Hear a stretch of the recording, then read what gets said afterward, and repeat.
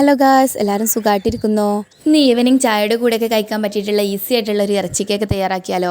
അപ്പോൾ അതിന് വേണ്ടിയിട്ടുള്ള ഇൻഗ്രീഡിയൻസ് നമ്മൾ റെഡി ആക്കിയിട്ടുണ്ട്. ചെറുതായിട്ട് ചോപ്പ് ചെയ്തിട്ടുള്ള 2 സവോളയും പിന്നെ ഒരു പച്ചമുളകും പിന്നെ ആവശ്യത്തിനുള്ള കറിവേപ്പില, 1 കപ്പ് മൈദ, 3 കോഴിമുട്ട. ഇതെല്ലാം ഇതിലേക്ക് വേണ്ടിയിട്ടുള്ള ഇൻഗ്രീഡിയൻസ്. ഇനി നമ്മൾ ഒരു ചീനച്ചട്ടി അടുപ്പിൽ വെച്ച് ചൂടാക്കുകയാണ്. അതിന് മുന്നേ നമ്മുടെ ഈ ഒരു കുഞ്ഞു ചാനൽ സബ്സ്ക്രൈബ് ചെയ്യാതെ കണ്ടുകൊണ്ടിരിക്കുന്നവരുണ്ടെന്നുണ്ടെങ്കിൽ ഒന്ന് സബ്സ്ക്രൈബ് ചെയ്ത് സപ്പോർട്ട് ചെയ്യാം. ഒരുപാട് വ്ളോഗ്സും കാര്യങ്ങളൊക്കെ ഇട്ടിട്ടുണ്ട് കേട്ടോ. അപ്പോൾ കാണാത്തവരുണ്ടെങ്കിൽ പോയിട്ടൊന്ന് കാണുക.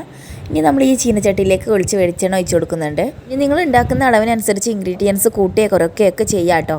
ഇനി ഈ വെളിച്ചെണ്ണ നന്നായിട്ടൊന്ന് ചൂടായി വന്നതിന് ശേഷം നമ്മൾ കട്ട് ചെയ്ത് വെച്ചിട്ടുള്ള സവോളയും അതേപോലെ തന്നെ മുളകൊക്കെ ഉണ്ടല്ലോ അത് ഇതിലേക്ക് ഇട്ട് കൊടുക്കുന്നുണ്ട്. നമ്മുടെ വീട്ടിൽ ഗസ്റ്റൊക്കെ വരുന്ന സമയത്ത് നമുക്ക് പെട്ടെന്ന് ഉണ്ടാക്കി കൊടുക്കാൻ പറ്റിയിട്ടുള്ള ഒരു റെസിപ്പിയാണ്. ഈ ഒരു സവോള നമ്മൾ നന്നായിട്ട് തന്നെ വാട്ടിയെടുക്കുന്നുണ്ട്.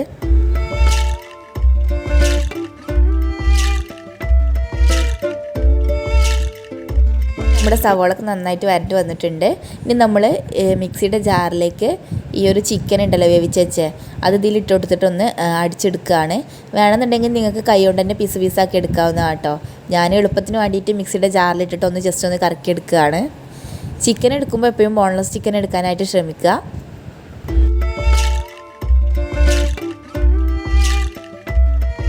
അപ്പോൾ ഇതേ നമ്മുടെ ചിക്കൻ ഈ ഒരു പരിവായിട്ട് കിട്ടിയിട്ടുണ്ട്.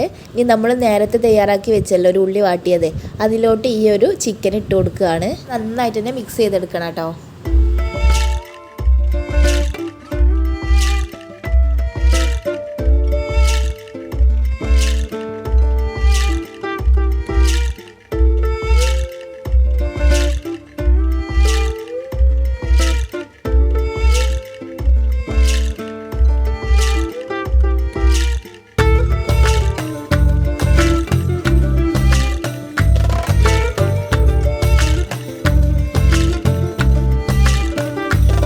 നമ്മൾ ഇതിലേക്ക് ആവശ്യമായിട്ടുള്ള ഉപ്പ് ഇട്ട് കൊടുക്കുന്നുണ്ട്. ഉപ്പ് ആവശ്യത്തിന് ഇട്ട് കൊടുത്താൽ മതി. നമ്മൾ ചിക്കനിൽ കുറച്ച് ഉപ്പ് ഇട്ടിട്ടാണല്ലോ ആദ്യം വേവിക്കുന്നത്.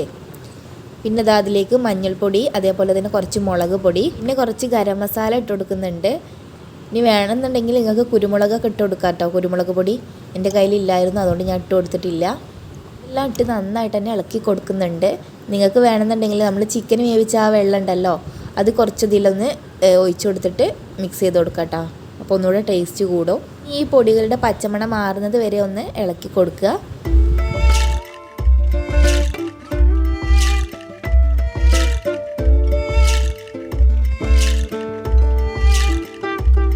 അപ്പോൾ ഇതേ നമ്മുടെ മസാല ഇവിടെ റെഡി ആയിട്ടുണ്ട്.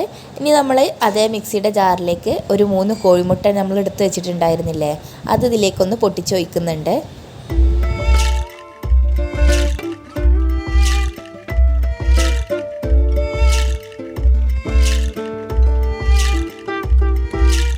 ശേഷം അതിലേക്ക് നമ്മളൊരു കപ്പ് മൈദയും അതുപോലെ തന്നെ ഒരു ടീസ്പൂണ് വെളിച്ചെണ്ണയുടെ ഇതിലേക്ക് ആഡ് ചെയ്ത് കൊടുത്ത് നന്നായിട്ട് തന്നെ ബീറ്റ് ചെയ്തെടുക്കുന്നുണ്ട്.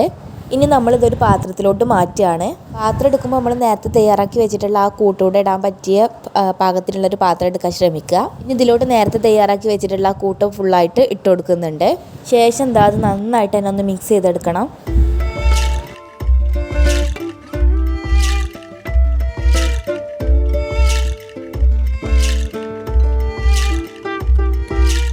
ഇതിൻ്റെ ഒരു ബാറ്ററി ഈ ഒരു പാകത്തിലാക്കി വെക്കുക. ശേഷം നമ്മൾ ആ ഒരു പാനിൽ നന്നായിട്ട് തന്നെ വെളിച്ചെണ്ണ തടവി കൊടുക്കുന്നുണ്ട്.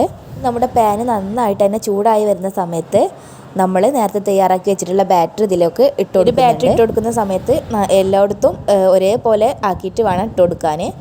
നമ്മുടെ തീയ് സിമ്മിലാക്കിയിട്ട് വേണം കേട്ടോ ചെയ്യാൻ. അതൊരു 15 മിനിറ്റോളം വേവിച്ചെടുക്കുക. അപ്പോൾ ഇതേ നമ്മുടെ പെർഫെക്റ്റ് ഇറച്ചി കേക്ക് ഇവിടെ റെഡി ആയിട്ടുണ്ട്. പിന്നെ വക്കൊക്കെ കണ്ടില്ലേ നന്നായിട്ട് തന്നെ വിട്ട് കിട്ടിയിട്ടുണ്ട്. നമുക്കിതൊരു പാത്രത്തിലോട്ട് മാറ്റാം. അപ്പോൾ ഇതേ പെർഫെക്റ്റ് ആയിട്ടുള്ള ഇറച്ചി കേക്ക് റെഡി ആയിട്ടുണ്ട്. എത്രയും പെട്ടെന്ന് നമുക്ക് സിമ്പിളായിട്ട് തന്നെ ചെയ്യാൻ പറ്റിയിട്ടുള്ളൊരു റെസിപ്പിയാണ്. തീർച്ചയായിട്ടും ട്രൈ ചെയ്യാത്തവരുണ്ടെന്നുണ്ടെങ്കിൽ ഒന്ന് ട്രൈ ചെയ്ത് നോക്കുക. ഫീഡ്ബാക്ക് കമൻറ്റ് ബോക്സിൽ അറിയിക്കുക. അപ്പോൾ ഈ ഒരു വീഡിയോ ഇഷ്ടമായാൽ ലൈക്ക് ചെയ്യുക, ഷെയർ ചെയ്യുക, സബ്സ്ക്രൈബ് ചെയ്യുക. അപ്പോൾ നെക്സ്റ്റ് വീഡിയോ കാണാം. ബൈ.